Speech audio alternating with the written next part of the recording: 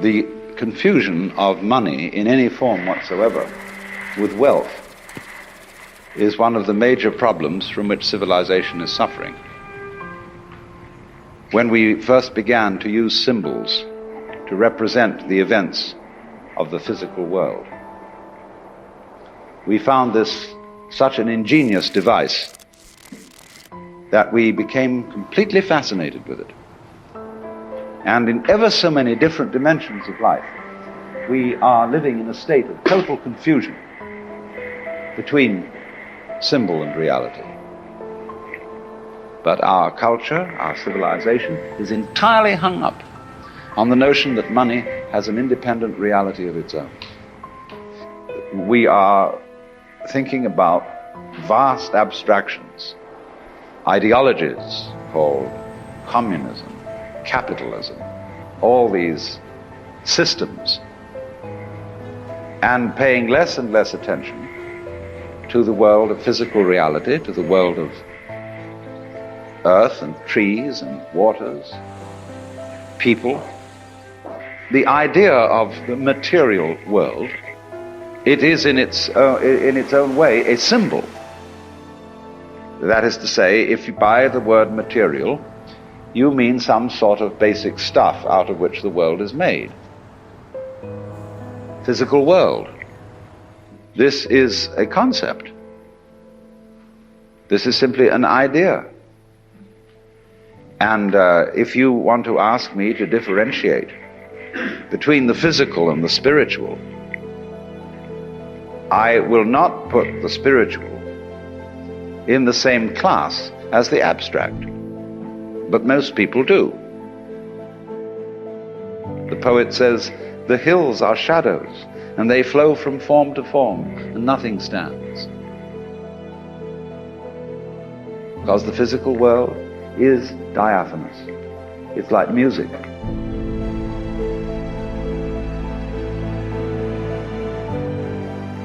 When you play music, it simply disappears. There's nothing left. And that, for that very reason, it is one of the highest and most spiritual of the arts. Because it is the most transient. And so, in a way, you might say that transiency is a mark of spirituality. A lot of people think the opposite, that the spiritual things are the everlasting things. But you see, the more a thing tends to be permanent, the more it tends to be lifeless. The physical world, we can't even find any stuff out of which it's made. We can only recognize each other.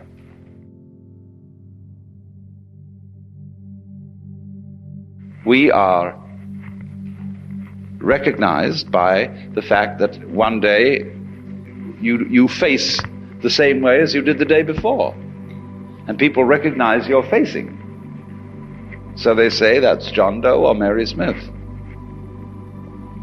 But actually the contents of your face, whatever they may be, the water, the carbons, the chemicals, are changing all the time. And everything is like that. It's pattern. And this is why it's so spiritual. To be non-spiritual is not to see that, to identify with the body. The body is really very intangible. And so therefore, if you cling to the body, you will be frustrated. The material world, the world of nature, is marvelous, so long as you don't try to lean on it, so long as you don't cling to it. And if you don't cling to it, you can have a wonderful time with it. If you try to possess people, then of course you are trying to cling to the physical world. So one might say then that we are confused through and through about what we mean by the material world. In the first place, we confuse abstract symbols, that is to say numbers and words and formulae, with physical events, as we confuse money with consumable wealth.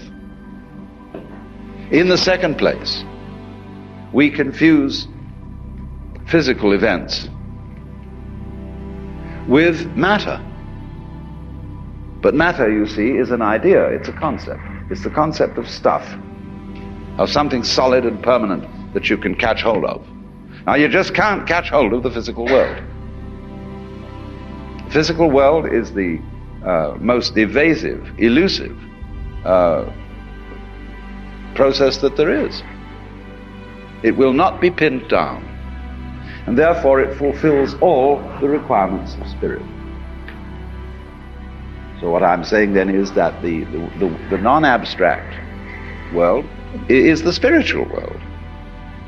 But we're all hooked on the idea that there is, you see, an external objective world which is a certain way. But people always have to feel that they've got to find a meaning. For example, you get sick and you've lived a very good life, and you've been helpful to other people and done all sorts of nice things. Then you get cancer, and you say to the clergyman, "Why did this have to happen to me?" And you're looking for an explanation, and there isn't one. It just happened that way.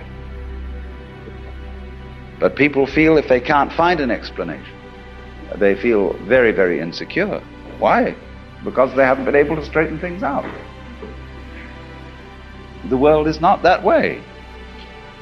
It is you, in other words, who evoke the world, and you evoke the world in accordance with what kind of a you are, what kind of an organism.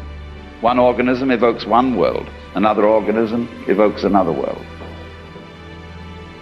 And so everything, reality is a kind of relationship. So once one gets rid of the idea of the truth as some way the world is in a fixed sense, say it is that way, see? Then you get to another idea of the truth altogether. The truth that cannot be pinned.